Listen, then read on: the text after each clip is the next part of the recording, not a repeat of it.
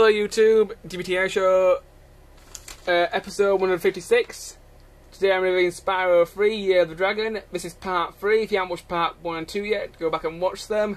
I covered story, graphics, controls, music, gameplay, so the good stuff about this game. I also talked about most of the characters in the last part, and my opinions on them.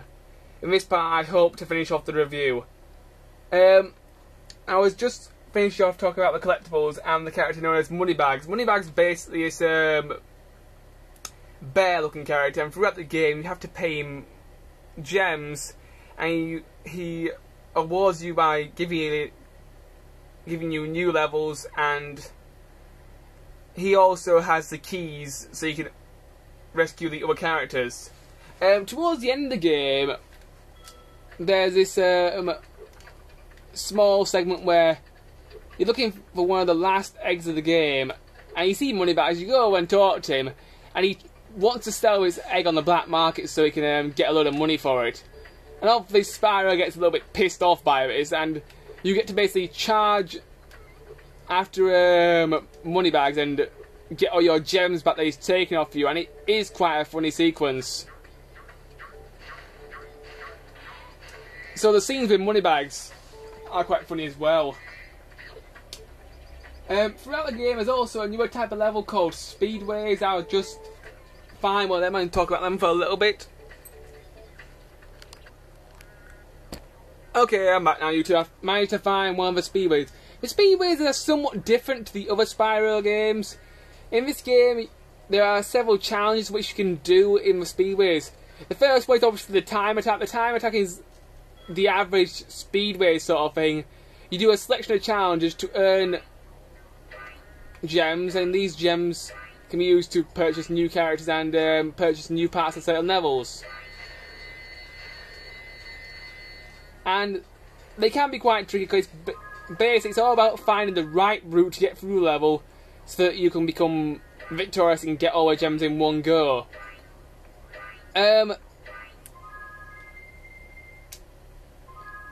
also some more challenges in the Speedway this time, which is kind of nice. There's one challenge where you have to race against a certain animal. Sometimes it's an aeroplane, sometimes it's butterflies. They're quite fun, and you have to use like power-ups to get past them, like speed boost, that sort of thing. In each Speedway there's also a level where you will find Hunter, and you do some sort of special challenge.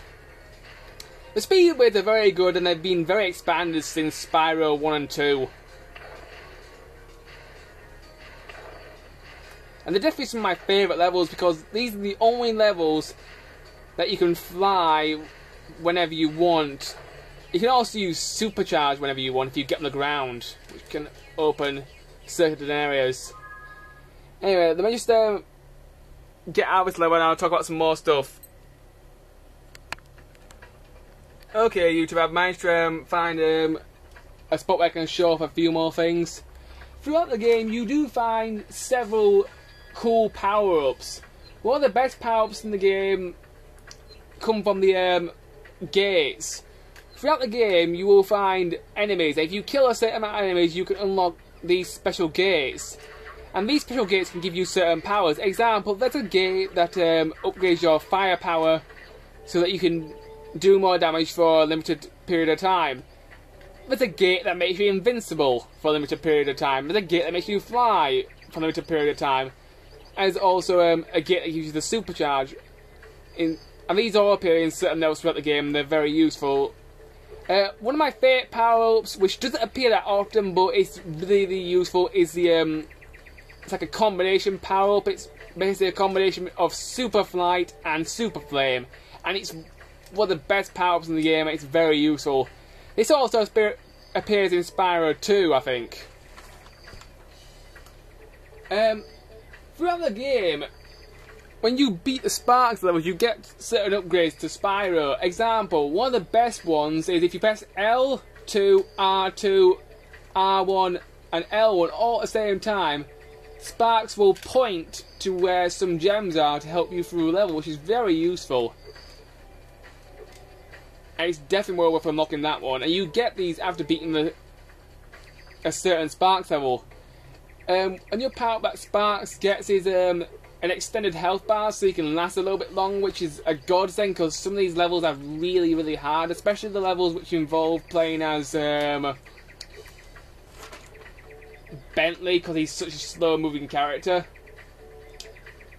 The last thing I want to talk about in the game, before I get into my complaints, is the achievements. Now, this is one of the very first games that I know actually had achievements, besides Kirby's Air Ride. Basically, when you're in the Atlas, you press the square, but you can look at achievements. Basically, the way the achievements work is, throughout certain levels in the game, you may have to do a special task. Example, in the level called Sunny Villa, there are 2 achievements. The first achievement is to flame all the trees. And if you manage to do every achievement in every level, you unlock some artwork and a few bonus pictures, and they are quite nice to go for. I haven't actually done them yet because I haven't had time, but I just basically concentrate on the main stuff I usually concentrate on when I'm playing a Spyro game.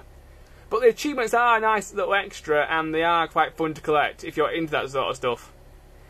Anyway, YouTube, that's basically all the good stuff I can think of for this game. Let's go on to the bad stuff.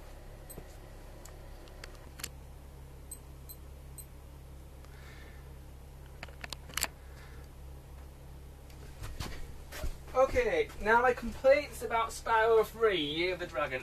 Well, I haven't really got that many complaints about the game. It is a very good game, I had a lot of fun playing it.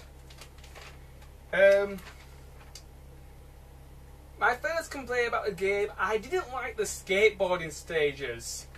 I don't know why, I just didn't really like them that much. The controls were rather annoying, and I'm not very good at skateboarding games. And therefore I wasn't very good at the skateboarding stages, and I found the skateboarding stages rather frustrating and rather annoying. You only use the skateboard 3 times in the game, but I wasn't very fond of these stages. Another problem I found with the game is that the camera was a bit dodgy at times. And this is a complaint I have with all 3D platformers, so Spyro 3 is no exception. Sometimes the camera can be a little bit dodgy and a little bit annoying. But other than that, Spyro 3 is a very good 3D platformer. So I give this game a well-deserved 4 out of 5. And if you like 3D platformers, it's definitely worth buying, definitely worth playing. It's definitely one of the best in the series.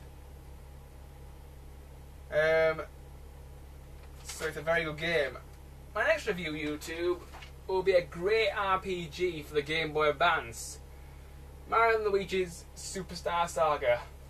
But I haven't got time for that today, YouTube, so I'll do that one next time. Until then, bye!